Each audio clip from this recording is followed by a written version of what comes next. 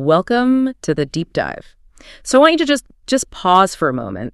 Think about the sheer quantity of digital life you manage. You've got financial statements, medical records, social media, shopping profiles. I mean, we are all managing dozens, maybe even hundreds of accounts.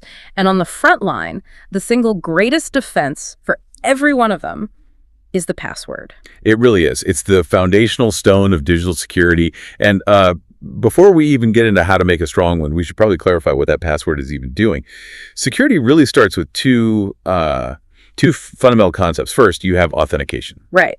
Authentication is just proving you are who you say you are. Yeah, exactly. I always think of it like showing your passport at the border. You're proving you are the person the system is expecting. That's a perfect analogy. Or, the physical key that lets you into your house. It verifies your identity. But once you've proven who you are, once you're in the building, do you get access to everything? No, of course not. That depends on what permissions you have. And that's the second crucial step. Authorization. Authorization is all about whether you should have access to something, even after you've successfully authenticated. Your password gets you into the company network, but your authorization level decides if you can see the payroll database. That's a really clear distinction. For this deep dive, though, we're focusing squarely on that first hurdle, the password itself, that private secret. Because here's the conflict every single one of us faces. That balancing act between usability and security. Mm-hmm. We need something simple enough for our brains to remember, but complex enough to resist these incredibly sophisticated machine-driven attacks. And that's what we're here to unpack. We're going to show you what the current industry standards, all driven by math, really say about striking that perfect balance. Okay, so before we get to the math, we have to understand the opponent. What are we up against? What are the, say, three main ways adversaries try to crack these accounts? Right. So to build a good defense, you have to know the attack. And the simplest method, the real low-hanging fruit, is the dictionary attack.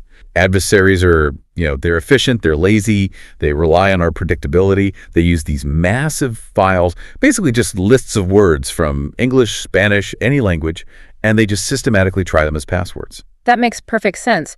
They're just betting on the fact that millions of people choose common nouns or names or simple words. So if your password is football or princess... You've just given them a very quick, very easy win. Precisely. But, okay, what happens if you avoid dictionary words? You use random letters, maybe some symbols. You're still vulnerable to the second major threat, the brute force attack. And this is where we go from just guessing common words to systematically trying everything. Everything, correct. The attacker uses software to digitally try all possible combinations of letters, numbers, symbols, up to a certain length. It's the digital version of a robotic arm, just turning every single combination on a safe dial until it finally clicks open. And that attack really relies on just one thing, right? One thing, that the password is too short, even if it's completely random. Okay, so the third attack vector, this is the one that really gets me because it exploits our own, convenience. The exhaustion we all feel from managing so many accounts. This is credential stuffing.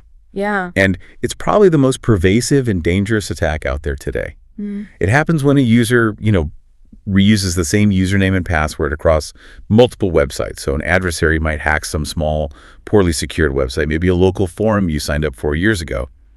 And they get that list of usernames and passwords. We call it a corpus. And once they have that corpus, they don't even need to crack the passwords. They just take them. They take those existing combinations and try to stuff them into really valuable services. Yeah. Your bank, your Gmail, Amazon, assuming you reused them. Which so many people do. It's an incredibly successful strategy because at the end of the day, human beings generally choose convenience over security.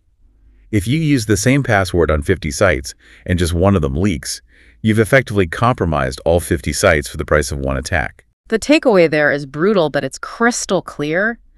To be immune to credential stuffing, you absolutely must use a unique password for every single website and application. There's no way around it. It is the only way to protect yourself because one of those smaller, less secure sites you use will inevitably get compromised. Okay, so let's connect that threat, especially brute force, directly to the defense. You said it relies on shortness, so we need to look at the math to really understand how much length truly matters. Let's dig into the numbers. Yeah, let's do it. We can start with what we'd call the low bar. The absolute minimum security a lot of people rely on for convenience, especially on their phones, the 4-digit passcode. The classic PIN. So you've got 10 possibilities, 0 through 9, at each of the 4 positions. Exactly. So our character set is 10 digits, our length is 4. The math is simply 10 to the power of 4. That gives you exactly 10,000 possibilities. 10,000. And for a modern attacker, how fast can they get through 10,000 possibilities? It's almost instant.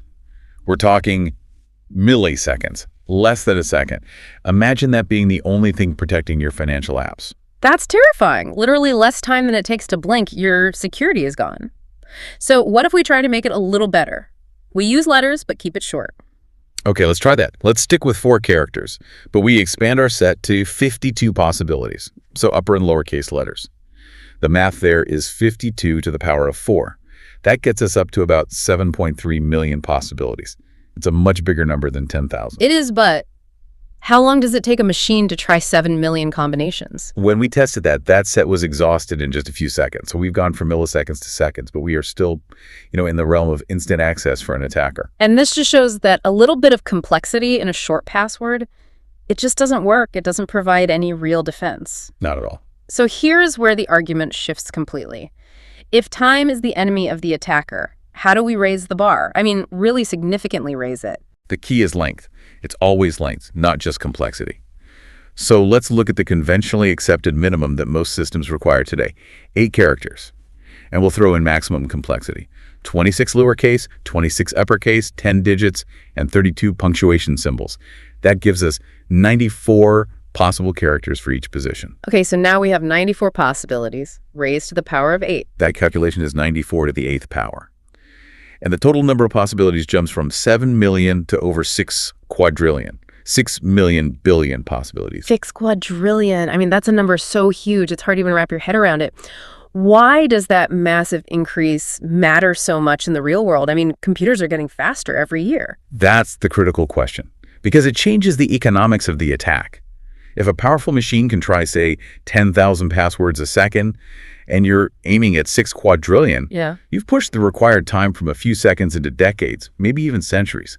The attacker will run out of time or money or energy before they can possibly brute force their way in. So long as the password is truly random. Provided it's truly random and not, a dictionary word. The goal is just to make the attack prohibitively expensive, unprofitable. That time cost analysis leads us right to the industry standards that formalize this whole trade-off. Let's talk about NIST, the National Institute of Standards and Technology. What do they recommend as the absolute foundation? So NIST recommendations state that memorized secrets, so passwords, shall be at least 8 characters in length. This directly supports the math we just did. 8 characters is that minimum you need to push the possibilities into that economically unviable range for an attacker. But they also offer advice that kind of flips the old script on its head. For years, we were all told to use this impossible mix of numbers, symbols, uppercase, lowercase, but now it seems like NIST is pivoting away from that forced complexity and towards just extreme length. And that's maybe the most important behavioral insight in the new standards. NIST recommends that verifiers, so websites and apps, should permit secrets of at least 64 characters in length, and they should allow all printing characters, including the spacebar. Hold on.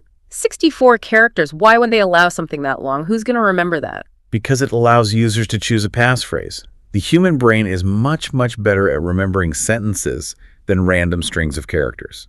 Just think of a complex, hard-to-remember 8-character password versus, say, a 20-character sentence like, "The quick brown fox jumped over the moon in my dreams." Okay, that sentence is easy to remember, and I'm guessing mathematically because it's so long and it uses spaces and punctuation, its key space is just enormous. It's virtually impossible to brute force. Exactly. So NIST is betting that better usability will actually lead to better security.